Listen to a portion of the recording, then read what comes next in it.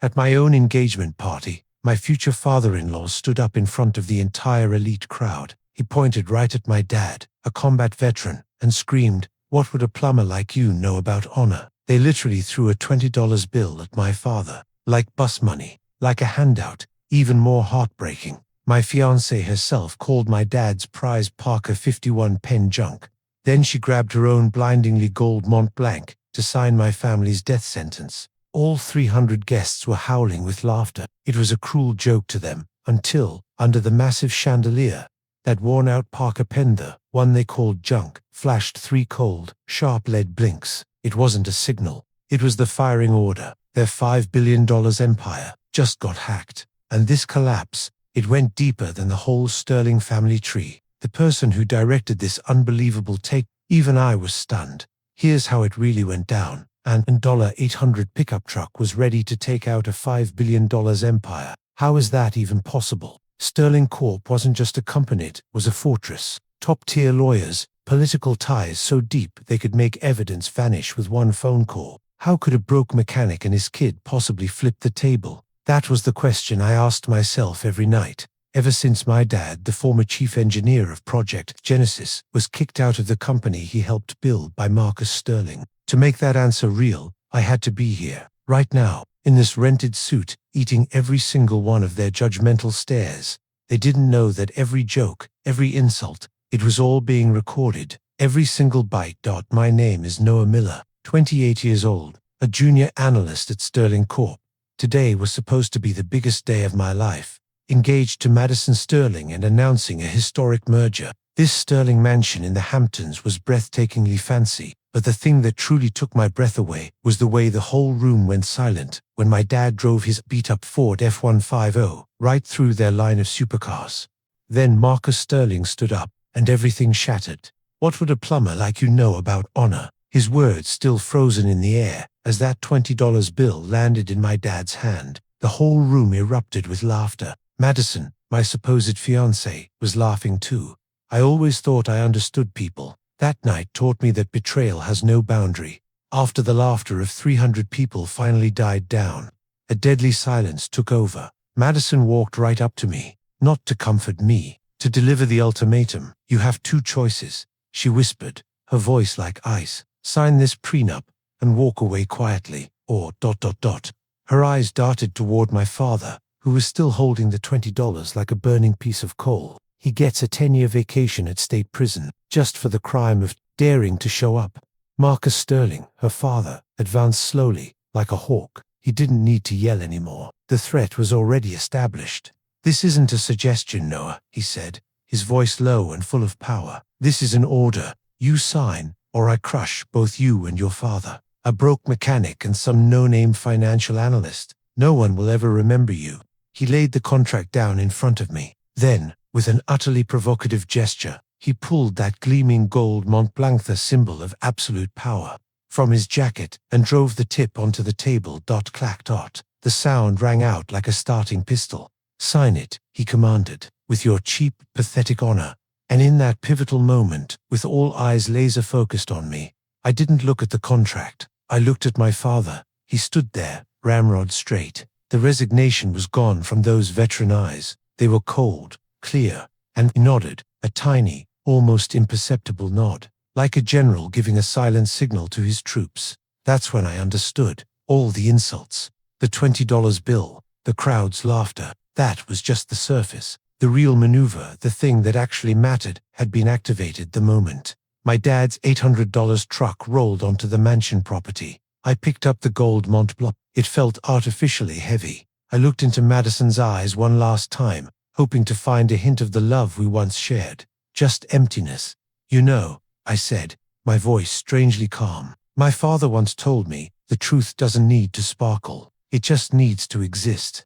I signed every stroke of my name on that contract. Madison thought it was my surrender. She had no idea that each line of ink was a piece of evidence for her family's own conviction. Because in my father's jacket pocket, that junk Parker 51 pen, which was actually an encrypted transceiver, had recorded the entire conversation. Every threat, every corruption admission, every piece of evidence of the extortion plot. It had all been transmitted. And when Marcus Sterling slammed his gold pen down, That very clack was the final activation switch. The 3 cold lead blinks on the Parker pen weren't the end. They were the start of an earthquake that would shake Wall Street. They thought they were buying our honor for $20. They didn't know they just sold the soul of an empire for a single blink. The light from the crystal chandelier sliced through the air, turning every champagne flute into a glowing orb. 300 voices, laughs, and handshakes created a symphony of power. I stood in the middle of it, in a thick rental suit, feeling every seam digging into my skin. The smile on my face felt glued on. My jaw was tight. I wasn't looking for Madison. I was looking for my father. And then, through the massive glass windows, I saw it. A rusted, mud-splattered blue Ford F-150, squeezing its way past the Rolls-Royces and Mercedes-Benzes like a very unwelcome guest. Its rattling engine tore through the soft jazz music, making a few guests turn their heads and frown. My heart wasn't pounding. It was frozen. That wasn't anxiety. That was waiting. The truck door opened. My father stepped out, wearing a faded years-old suit. He stood up straight, took a deep breath, and looked directly at the opulent mansion, fearless, totally unfazed. His eyes, under the brim of his old hat, were the only cold light I needed to see. Everything was in place. The show was about to start. I remember the smell. Amidst the sea of expensive perfume and the metallic temps of champagne, the smell of engine grease and sweat from my father hit me like a declaration. It was the smell of truth in a room full of lies. He stood there, after the icy non-welcome from the guards, like a statue carved out of pure forbearance. His eyes, the eyes of a veteran who'd seen too much, weren't looking for a seat. They were looking for me. And I, the guy in the rental suit, felt like the cruelest director, because I knew his heartbreaking awkwardness wasn't a weakness. It was the bait. Then the whispers started. The judgmental looks, the smirks from people in sparkling gowns. Looks like he just rolled out of the repair shop. These weren't just words anymore. They were the invisible knives I had calculated for them to wield themselves. And then, Marcus Sterling stepped up.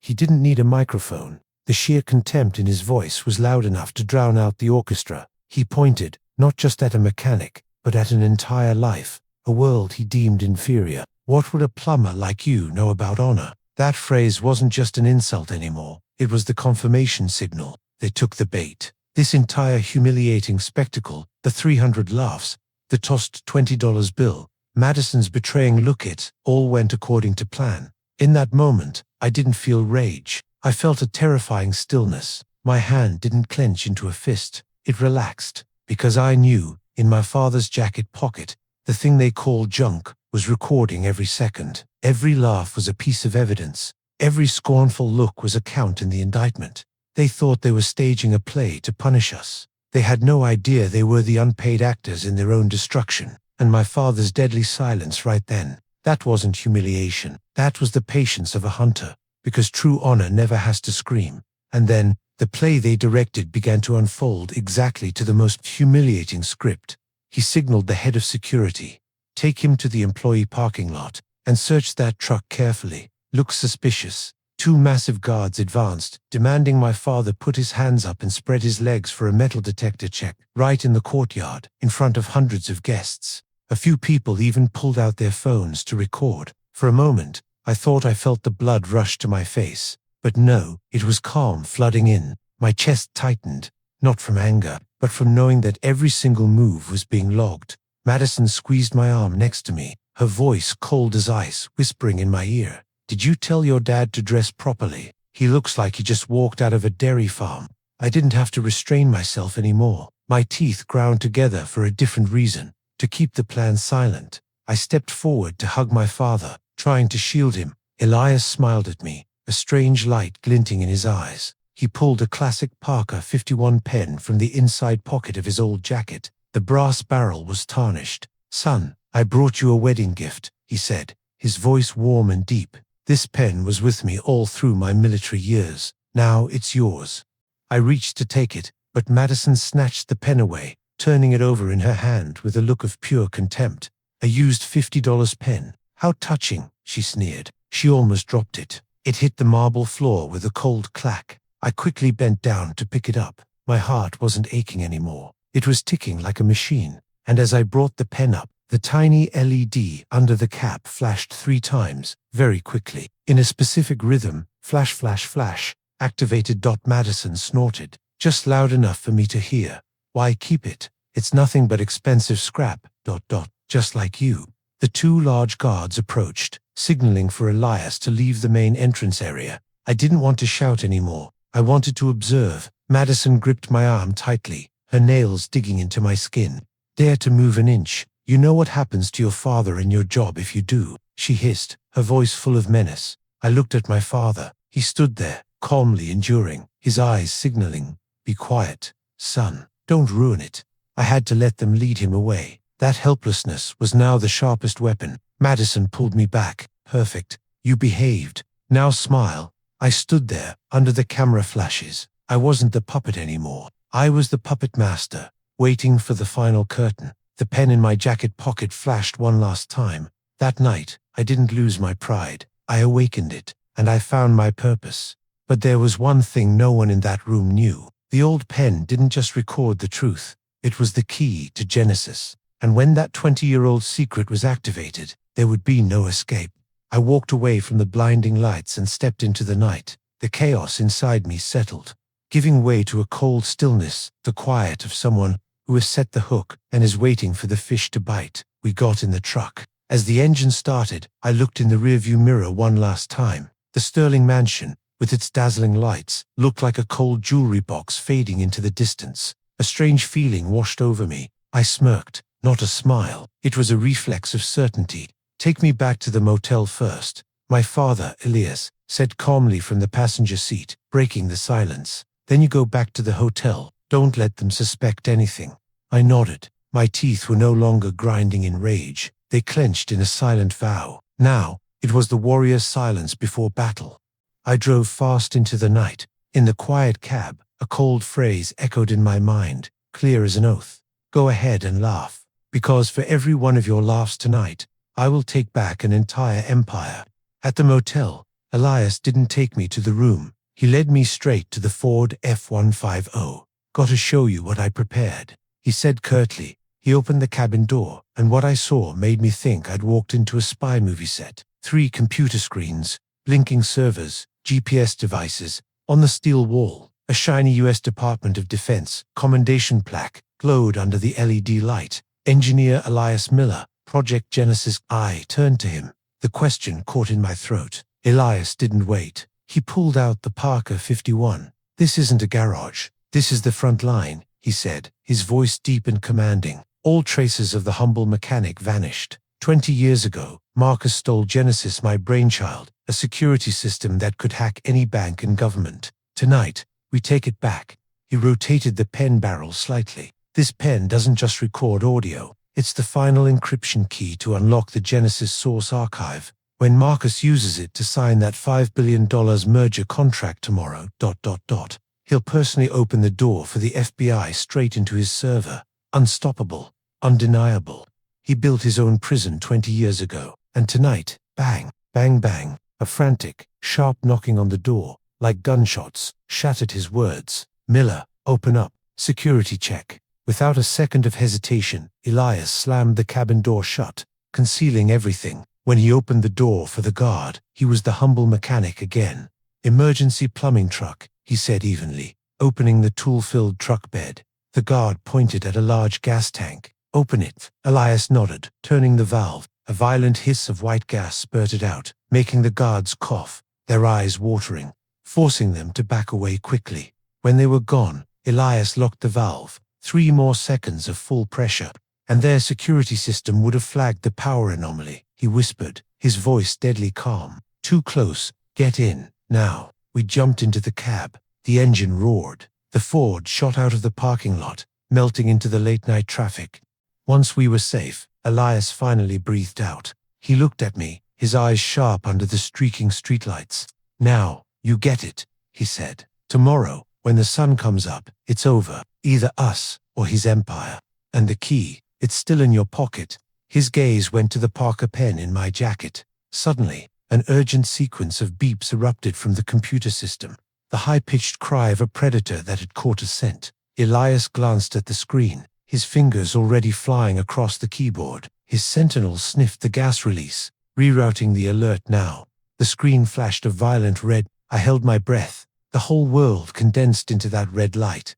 Then, the light went off. A small tick sounded. Elias let out a long, heavy exhale. Done. Now it's chasing a ghost in the power grid. He turned to me, the cold blue light of the screen illuminating the weariness of 20 years of running. Noah, ...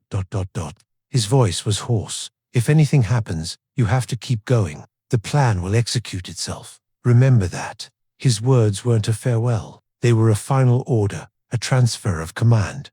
We didn't go home. We vanished into the network of back roads, the Ford F-150, like a shark swimming through the darkness. In the silence, my phone buzzed. Madison, we need to talk. I know I was wrong. Don't do this. I looked at the text, then at my father, the man who sacrificed a lifetime for one truth. I shut the screen off, not out of hatred, but because silence was now the sharpest weapon. Every word, every negotiation, was just noise that would reveal our position. Elias looked at me and nodded, a nod of mutual understanding, of an old soldier seeing the young one had learned the most critical lesson. Sometimes victory lies in what you refuse to say. And that very night, while we were vanishing into the shadows, Madison tracked down the empty motel. She quietly knocked on the old motel room door. Elias opened it, showing no surprise. Madison stood there, her face frozen, devoid of any softness or pretense. She held out a thick envelope. I canceled some of the security agreements my father signed. He's too stupid and greedy. Her voice was flat, emotionless. Take it. Disappear. Don't let my father see you again. Elias didn't reach for it. He simply stared at her with a deep, scrutinizing gaze. Madison, perhaps feeling dismissed, placed the envelope down on the flimsy wooden table, right next to his old tablet and the tarnished Parker 51 pen. As she turned to leave, she unintentionally rested her hand on the tabletop. Her fingertip passed barely an inch from the pen's barrel. Instantly, the tiny LED beneath the cap flashed exactly one timer signal so fast it was barely a flicker and then went dark. Madison didn't see it at all, and even if she had, she wouldn't have cared. She turned her back and walked away without another word. The motel door groaned shut. Elias stood still, looking at the pen, a subtle, knowing smile playing on his lips. Then suddenly, he froze. His entire body tensed like a pulled bowstring, his eyes narrowing, as if he sensed a new wave of danger creeping in the dark. Get in the truck, Noah. Now. His voice was abruptly urgent, cutting the stillness. Her visit wasn't a help. It was a warning. Marcus knows we're here. We peeled out of the lot. My heart was pounding, no longer from the grief of lost love or the humiliation at the party, but from the existential threat looming over us. Every image from that fateful night, the mocking laughter, the looks of contempt, and especially Madison's ice-cold face during the confrontation near the rose garden, it all compressed, turning into a block of cold iron in my chest. The truth I found on her laptop the night before the engagement, Marcus's threatening tone, and the verdict of betrayal written on the very day we met, all of it was now just fuel, sharp fuel for a war we couldn't back down from. Because what even a meticulous planner like my father couldn't have anticipated was that Marcus Sterling was in his own war room, preparing for a devastating counterattack. You think I loved you? Her shrill voice cut through the air. I just needed a docile husband with low-level system access. Once the merger was done, we'd divorce. You'd get $2 million and vanish. My father, that's my father, isn't it? I asked, my voice shaking with fury and pain. Madison let out a cold, sharp laugh that chilled me to the bone. Him, a lucky mechanic who had a good idea but didn't know how to monetize it. My dad turned it into billions. That's called business, Noah. Her words were the final knife, cutting every fragile thread of hope I had left. I went back to the room and slammed the door shut. Sitting on the cold marble floor, I stared out the window at my dad's old truck, standing silently in the darker, silent reproach. The memories rushed back. My dad sitting in the corner of the garage, holding his old tablet, his eyes fixed on lines of blue and red code. What are you doing, Dad? I'm fixing something very important. Son, one day you'll understand.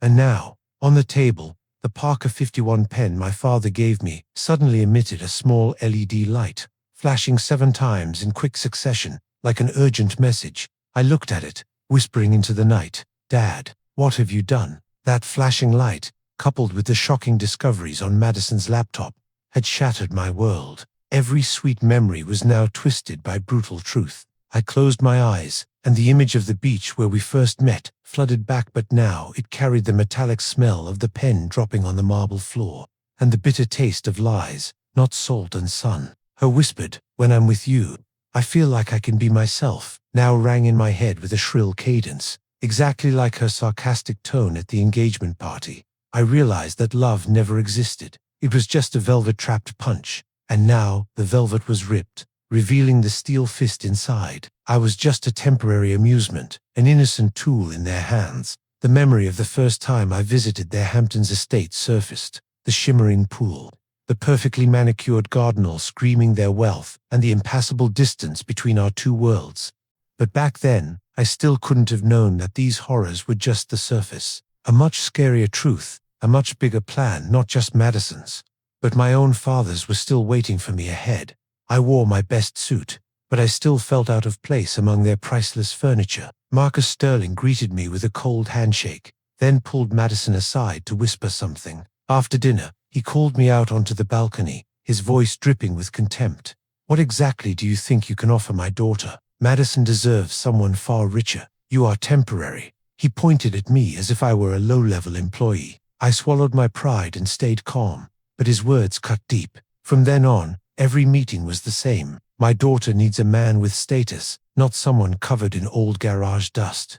Mrs. Sterling was more subtle, but no less cruel. She always maintained a polite smile when greeting me, but constantly sought ways to humiliate me. "Noah, that suit looks too casual, doesn't it? Let me introduce you to my family friends," she said at one party, in front of friends. Or another time when I mentioned my junior analyst job. A junior analyst? How quaint. But Madison needs someone with real ambition. "You know," she implied I was marrying for money. The peak of that contempt came one stormy evening at Marcus's lawyer's office. They handed me a thick prenuptial agreement. The black leather cover was filled with complex clauses, but the core was just one thing. I would have no claim to any Sterling assets. If we divorced, I'd walk away with nothing. "It's just standard procedure, Noah," Madison said, avoiding my gaze. Marcus sat there, his voice icy. "Sign it. Prove you love my daughter for her, not her money." I felt humiliated, as if they saw me as a thief. My hand trembled as I held the pen, but I signed. I endured it all, trying to convince myself that love would make it all worthwhile. Every comment, every condescending look left a scratch, making me question if love was enough. Now, on the night before the engagement, I had the final answer. I realized signing that prenup was my first and biggest mistake. Madison was too confident, too sure that with her family's power and my soft heart, she could mold me into what they wanted. "You just need to change a little, Noah. Dress sharper, speak more fluently. I'll help you," she said. In later dates, she dragged me to high society parties, teaching me how to hold a wineglass, how to greet people. I tried for her, but deep down I felt myself disappearing. She was certain I would eventually accept my place. A dependent husband, living within the boundaries she set. "Don't worry, my parents are tough, but once you adjust a little, they'll accept you."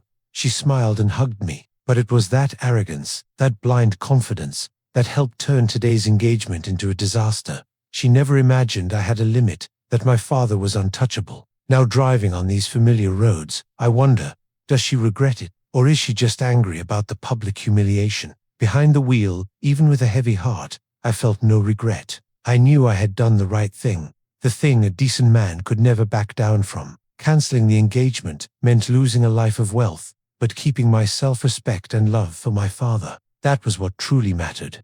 I glanced at my father again. He was leaning against the window, his shoulders tired, but his eyes silently filled with gratitude. He didn't say anything, but that look said it all. "Thank you, son, for choosing me." That warmth exploded in my chest. I knew, now more than ever, this choice was the only one I could have made. We'd been through too much together. Mom's death, the broke years, and now this storm. My dad is my rock, period. And I swore no one would ever touch him again. The truck sliced through the night, leaving the glittering lights of the shattered party and the life I never truly belonged to behind. The road home, to Dad, grew closer. Small houses started appearing under the moon. I remember the last time I was here before the engagement, when he asked, "Are you happy, son?" I nodded then. But now I know what real happiness is. It wasn't mansions or fast cars. It was this moment, next to my dad, breaking free from those fake chains, that the truck stopped outside our small, familiar house where my father had lived alone for so many years. It was a small, old-style wooden house with patched shingle roofing,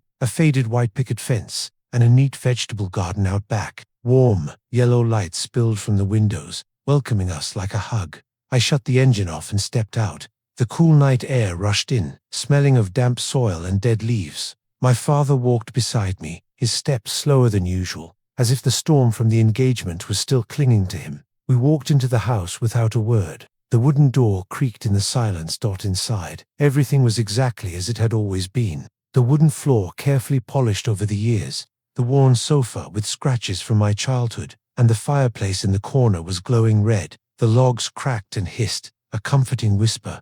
We sat down in front of the fire. The warmth spread over our tired bodies, but it couldn't fully shake the lingering heaviness of the chaos at the party. My heart was still racing. Madison's and Marcus's sneering laughs and humiliation swirled in my head. I bowed my head, clenching my hands, my voice trembling. Dad, I am so sorry. I dragged you into a nightmare of pure public humiliation. I shouldn't have let you come. Shouldn't have let them insult you in front of everyone. Tears welled up, but I held them back. Then, I looked up at him, my voice steadier. But I don't regret it. Not for a second. I'd rather lose everything than let them touch you.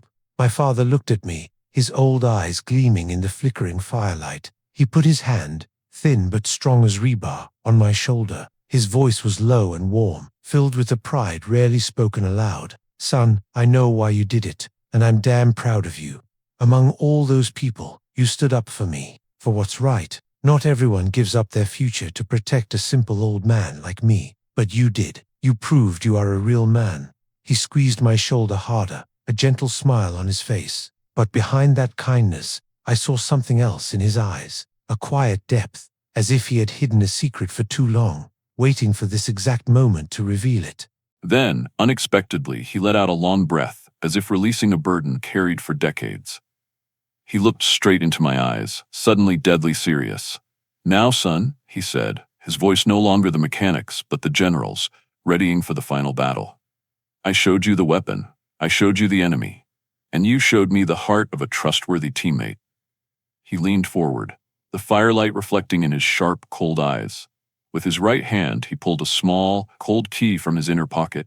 With his left, he picked up the Parker pen, gently turning the barrel in the flickering light. My 20-year plan is about to end. His voice was dry as sandpaper, but every word was forged in steel. And I need a teammate, not Noah Miller, the analyst. He placed the key on the table between us, with a small, heavy clack. At the same moment, the gold nib of the pen flashed a sharp gleam. But Noah Miller, the heir. He paused, letting the silence sink in. Are you ready? I could barely breathe. My eyes moved between the two objects, the key to the future and the weapon from the past. Elias saw my focus, and a slight smile crossed his face. He continued, his voice dropping, strategic. Marcus always bragged about the non-cancelable clause in his billion-dollar contracts. But what he doesn't understand is, that clause is just a shield against civil lawsuits. It's useless against a federal crime. He lowered his voice, every word sharp as a blade.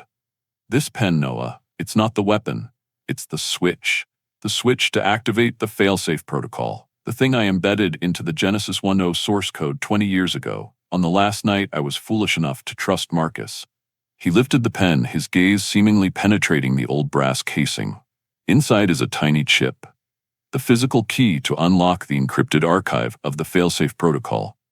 When Marcus uses his characteristic force to sign, that pressure activates it. It doesn't send data itself. It transmits a single activation signal to a hidden server. Only upon receiving that signal will all the original evidence I prepared automatically decrypt and disseminate to the SEC and the FBI. No middlemen, no stopping it. He looked directly into my eyes, the gaze of an old soldier with nothing left to lose. Once the feds receive it and get involved, the entire $5 billion merger, his new epicenter of power, will be instantly frozen under anti-corruption laws. That non-cancelable contract, it becomes worthless paper. A slight, cold smile touched his lips. Marcus didn't just build his own prison. He personally handed me the key on the very day he forced you to sign the prenup with this pen. His eyes drifted, as if recalling a dangerous memory. And that plan was almost discovered. A few weeks ago, Sterling Security showed up here. They searched the truck bed and opened the valve on the fake gas tank I installed for cover. White smoke blasted out. They coughed and ran away. He closed his eyes, whispering, 3 more seconds at full pressure, and the security system would have flagged the energy spike. Too close. Then he opened his eyes, a light, knowing smile. Since being kicked out, everything I've done has had 2 layers of protection. Even pretending to be a plumber who only knows how to fix pipes. The air in the room felt thick. I stared at him, countless pieces in my head suddenly snapping into place at lightning speed. The pen with the LED. The cryptic words, "It's to record the truth," his humiliating appearance at the party. And now Genesis, the 20-year plan, the perfect legal trap. My father, a hidden billionaire. And a betrayed inventor, I whispered, stunned. He placed his calloused hand on my shoulder, grounding me to reality. Sit down, son. Because the most important part, the plan for tomorrow, for the upcoming signing ceremony, is still ahead, and we need to practice. He looked straight into my eyes, the cold gaze of a strategist who had calculated to the end. Marcus thought he was building a prison for me, but he didn't know he personally cast the key and gave it to me 20 years ago. The firelight danced across his weathered face, highlighting the deep lines, the marks of a lifetime of endurance, calculation, and waiting. My heart pounded, not from fear, but from a mixture of stunned admiration and a bone-deep chill. 20 years, everything calculated to the smallest detail. Every insult, every crack on my dad's old shoes, every scornful glance, all part of a magnificent chess game. "Dad," I said, my voice no longer trembling but filled with resolve. "I understand, and I'm ready. What do we do next?"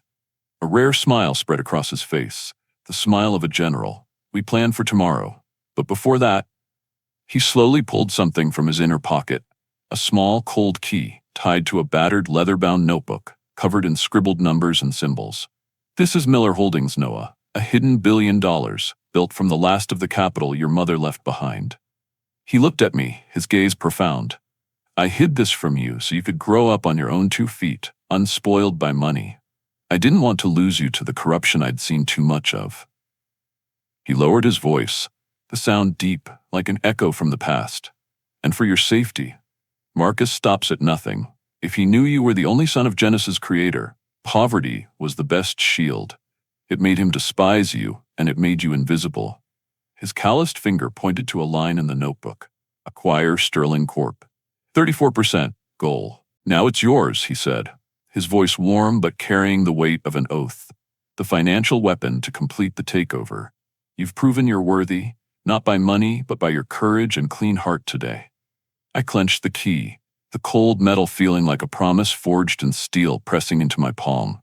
Without a word, I hugged him tight. In that moment, I wasn't just hugging a father.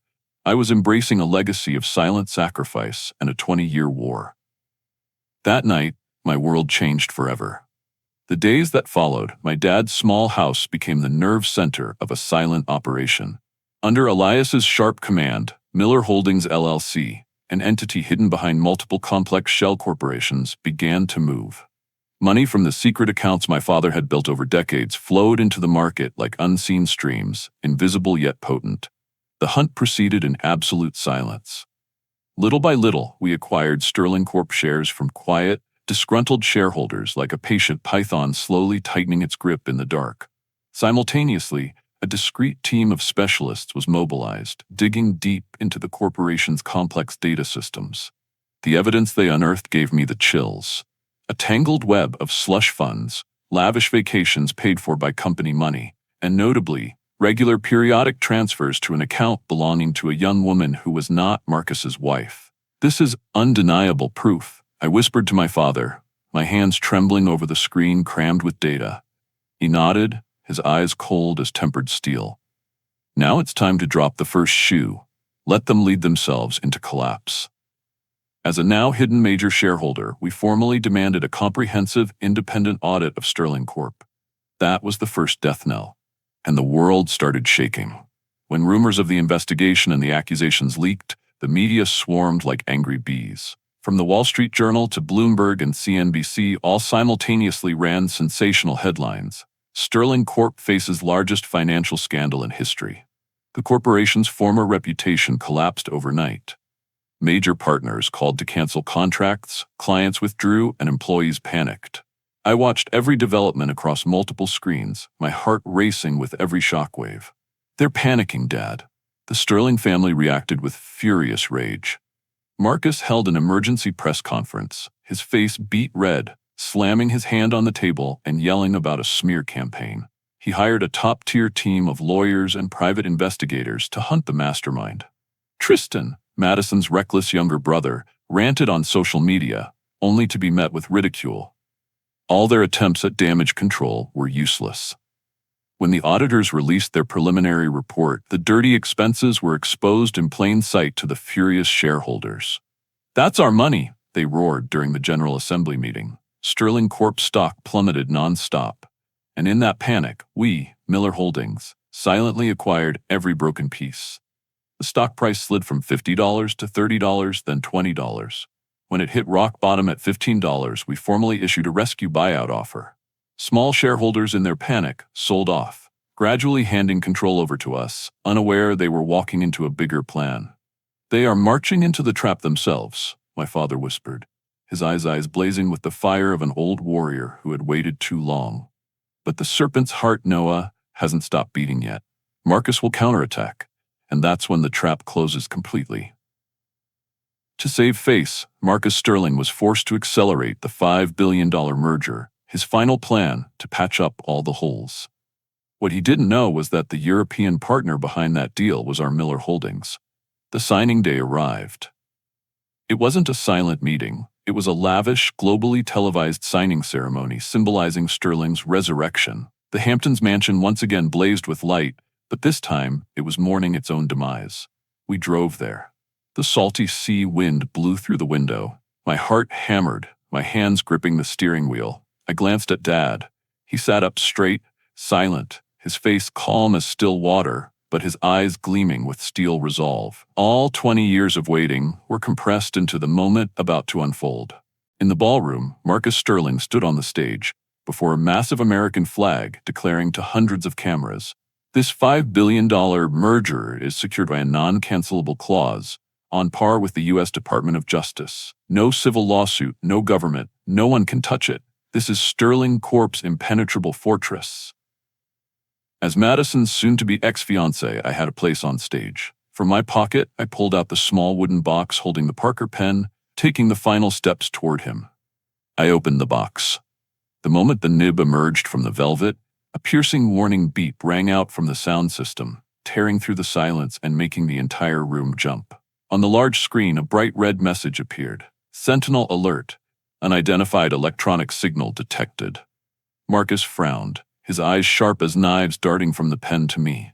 A split second of deadly silence. My heart felt like a compressed bomb, just waiting to detonate. I remained calm, my voice utterly flat, broadcasting clearly through my lapel mic. "Sir, that's just an antique fountain pen, 1940s technology. Perhaps your modern security system mistook it for a threat from the past."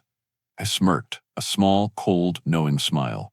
Marcus stared at me, then erupted into a condescending, hearty laugh. "Ha, right, my system is too sensitive, even for cheap antiques." He waved his hand, signaling the technician to dismiss the alert. "Hand it over," he said, snatching the pen from my hand. "Let me sign with this very pen to remind everyone that even a loser's tool can become part of a great victory." A warm, calloused hand placed itself on my shoulder, holding me steady. My father, Elias, had silently moved in behind me. His voice whispered, just loud enough for me, but heavy with command. "Not yet, Noah. Let his arrogance finish its job. He's about to manually trigger everything. And once he signs, there's no going back."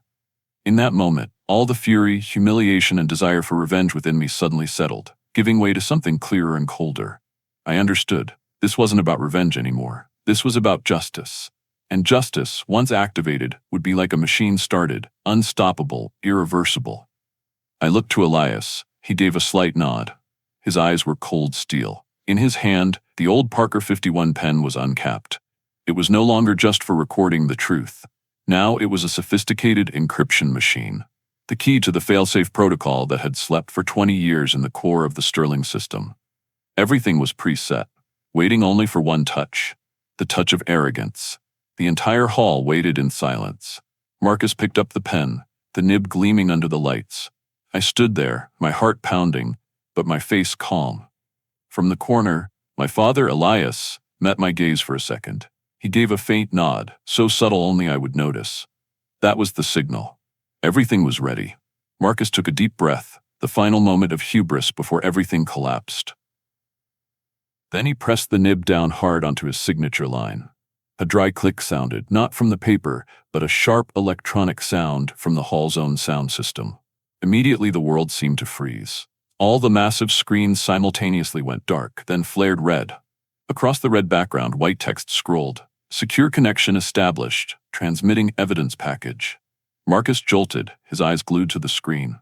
His face twisted with the sheer terror of someone who had just lost everything. He let go of the pen. It clattered to the marble floor with a piercing clack, echoing in the silent room. Then, as if all his life force was drained, his whole body slumped. Before anyone could comprehend what was happening, the ballroom doors burst open.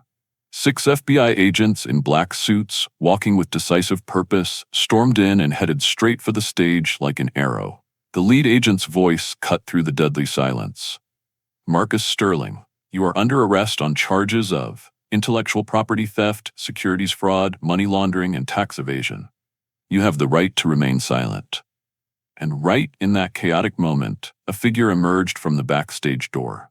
Elias Miller.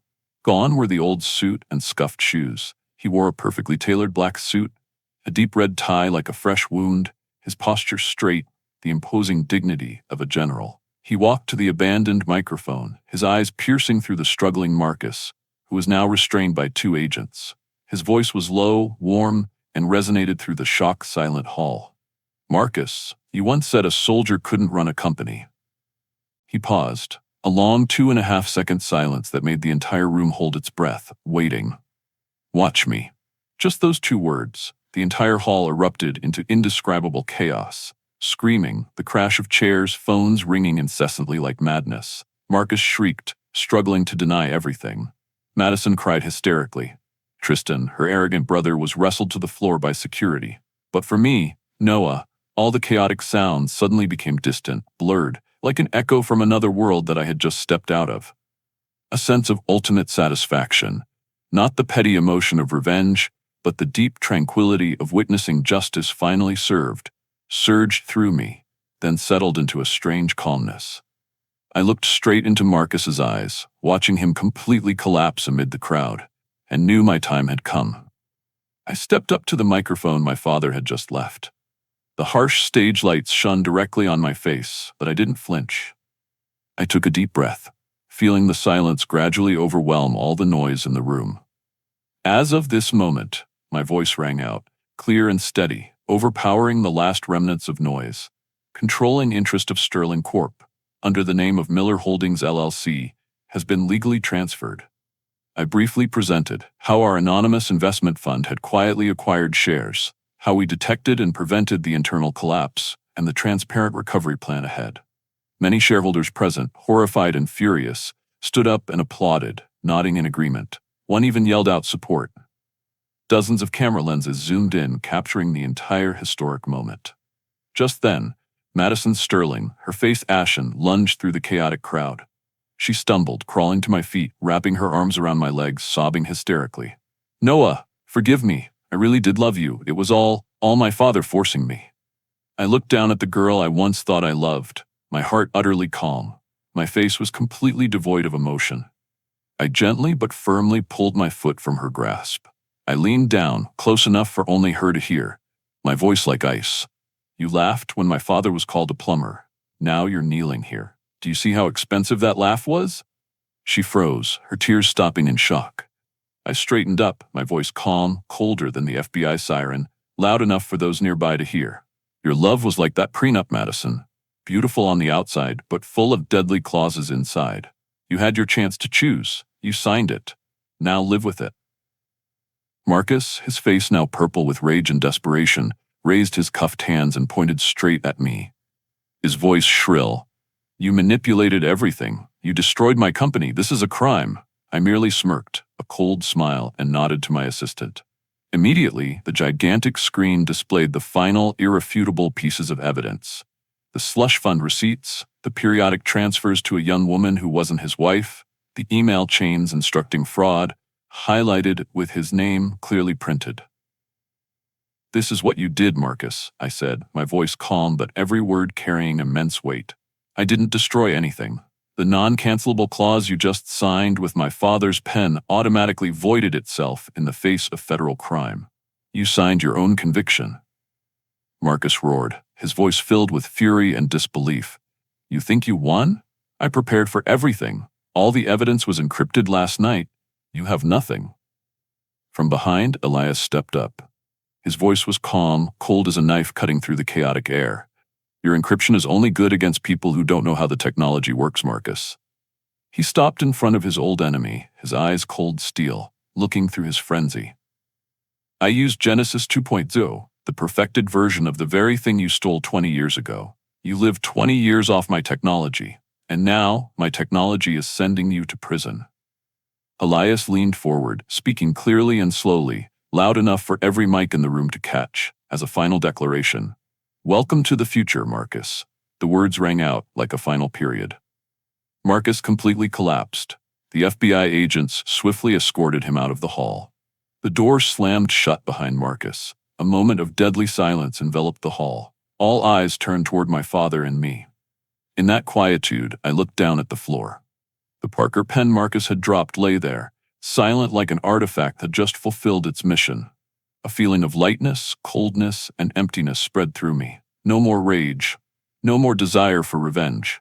Just the silence of a war that had ended. I walked to my father. He placed his calloused hand on my shoulder.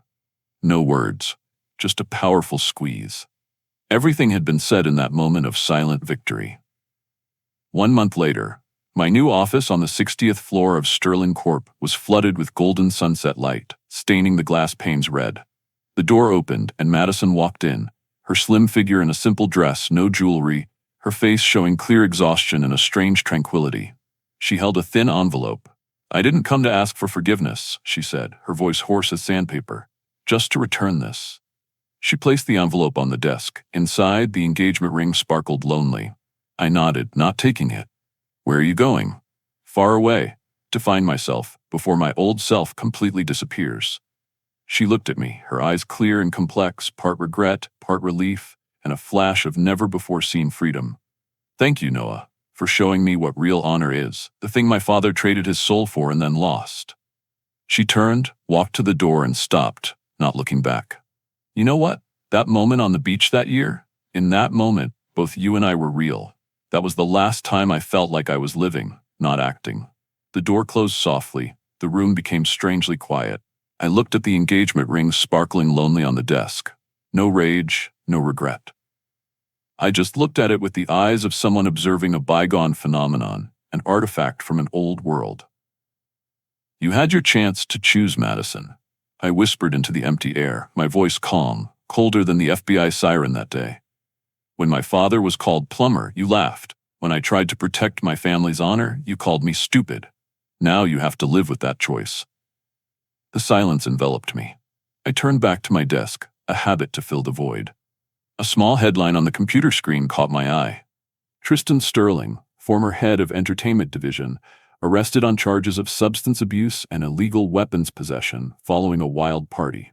I scrolled past it. A final shard of the Sterling empire had turned to dust. I walked to the glass cabinet, taking out the old Parker 51 pen, now resting in a glass box like an exhibit. I placed it next to the ring. A perfect contrast. The symbol of falsehood and the symbol of truth. "You once called it junk," I said, talking to myself. "But this junk determined everyone's fate. So what is the real junk? The thing that can be bought and sold, or the thing that never wavers?"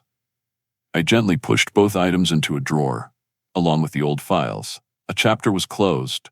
No regret, only stillness remained. Outside, under that sunset, the Ford F-150 now sported a new coat of glossy paint, reflecting the sky. But on the driver's door, the faint, faded, heart-shaped rust mark was still there, proud and everlasting. My mother's message from 20 years ago about a love that never rusted and never faded. "Keep the rust mark on the car door, son," my father said, his voice warm and deep, his calloused hand a map of a lifetime gently tracing the shape of the heart, so we never forget our roots and the cost of everything. I nodded, my finger in my pocket instinctively turning the Parker pen. The warmth from the old brass barrel spread.